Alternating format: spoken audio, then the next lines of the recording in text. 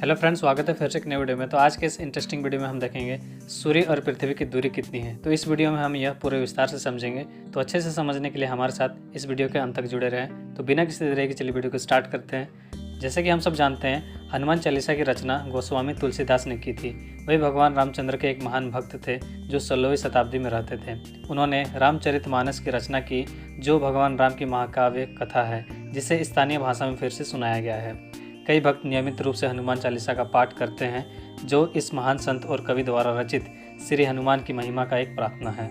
ऐसा माना जाता है कि हनुमान चालीसा की एक चौपाई में तुलसीदास ने सूर्य और पृथ्वी के बीच की दूरी की सटीक गणना दी थी। इसे समझने से पहले हम खगोलविदों की खोज के बारे में जानेंगे। तो आपको बता दें, यूनानी खगोल शास्त्री आकाशीय पिंडों को समझने के वैज्ञानिक क्षेत्रों में अपने योगदान के लिए जाने जाते थे।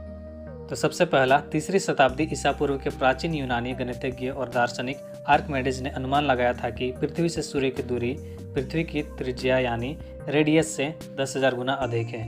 बाद में हिप्पार्कस 2री शताब्दी ईसा पूर्व ने पृथ्वी की त्रिज्या का 490 गुना अनुमान दिया।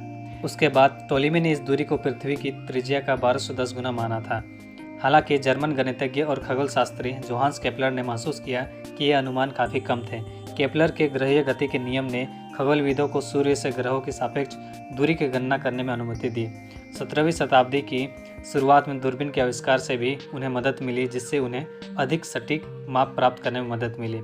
हालांकि 20वीं सदी की सबसे आधुनिक गणनाओं के अनुसार यह दूरी पृथ्वी की त्रिज्या से लगभग 23,455 गुना अधिक है। इसके बाद श्रील प्रभुपाद अपने एक तात्पर्य में लिखते हैं, आधुनिक वैज्ञानिक गणनाएं एक के बाद एक परिवर्तन के अधीन है और इसलिए वे अनिश्चित हैं। हमें वैदिक साहित्य की गणनाओं को स्वीकार करना होगा।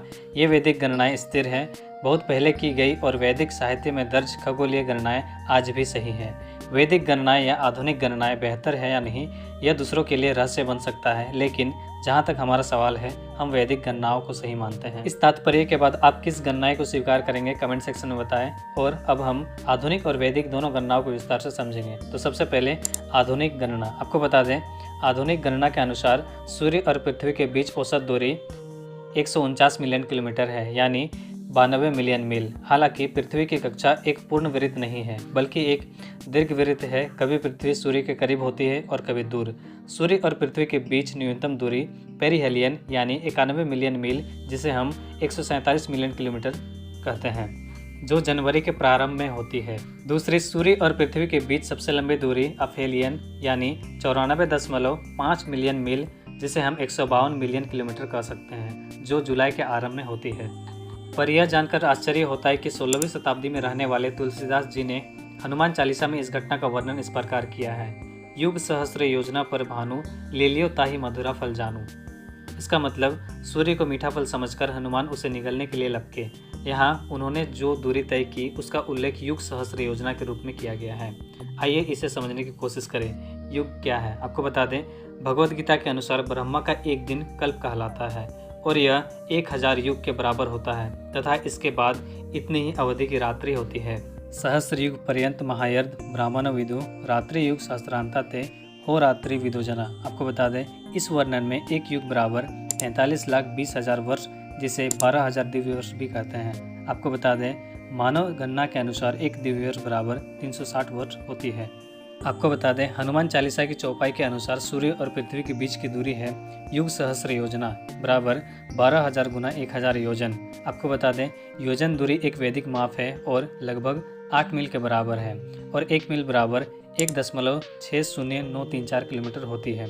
हनुमान चालीसा में प्रस्तुत गणना के अनुसार सूर्य और पृथ्वी के बीच की दूरी 12,000 गुना 1,000 योजन बराबर 96 मिलियन मील, जिसे किलोमीटर में 153.6 मिलियन किलोमीटर कहते हैं, जो आधुनिक वैज्ञानिकों की गणना के बहुत करीब है। लेकिन यह आश्चर्य की बात है कि तुलसीदास ने दूरियों को इतना सटीक उल्लेख 16वीं शताब्दी में ही कर दिया था। आपको ये जानकारी कैसे लगी, कमेंट सेक्शन में बताएं। वीडियो अच्छी लगे तो वीडियो को लाइक करें, शेयर करें, और चैनल पर नए हो तो चैनल को सब्सक्राइब करें। धन्यवाद।